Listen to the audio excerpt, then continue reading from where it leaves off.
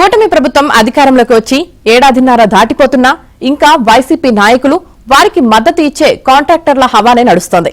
బిల్లుల చెల్లింపుల్లో కొత్తగా కాంట్రాక్టర్లు తెచ్చుకోవడంలో వారిదే పైచేయిగా ఉంటుంది. జగన్ సొంత నియోజకవర్గం పులివెందులకు చెందిన కాంట్రాక్టర్లకు అయితే మరింత పెద్దపీట వేసి మరీ బిల్లుల చెల్లింపులు, కాంట్రాక్టర్ల కేటాయింపులు చేస్తున్నారు. మరోవైపు కూటమి అధికారంలోకి వచ్చిన తర్వాత పనులు చేసిన టీడీపీ మద్దతుదారులు మాత్రం బిల్లుల కోసం 3-4 నెలలుగా అధికారుల చుట్టూ తిరుగుతున్నారు.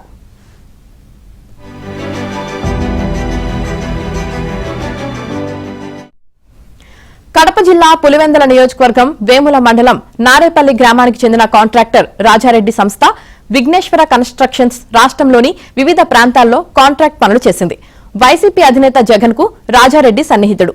ఎన్నికల సమయంలో కడప జిల్లాలోని అన్ని నియోజకవర్గాల ఆర్థిక వ్యవహారాలను ఈయన పర్యవేక్షిస్తుంటారు. అలాంటి వ్యక్తికి కూటమి ప్రభుత్వం వచ్చిన తర్వాత సుమారు 50 కోట్ల వరకు బిల్లులు విడతల వారీగా చెల్లించింది. తాజాగా వారం రోజుల క్రితం 3.50 కోట్ల రూపాయల విలువైన బిల్లులు రాజారెడ్డి సంస్థకు చెల్లించారు. రహదారుల నిర్మాణానికి సంబంధించిన ఈ పనులు సరిగా చేయలేదన్న ఆరోపణలు రావడంతో ప్రస్తుతం వాటిపై విజిలెన్స్ విచారణ జరుగుతోంది. ఈ విషయంపై టీడీపీ నాయకులు ఆర్థిక శాఖ అధికారులకు ఫిర్యాదు చేసినా పట్టించుకోకుండా రాజారెడ్డికి బిల్లు చెల్లించేశారు.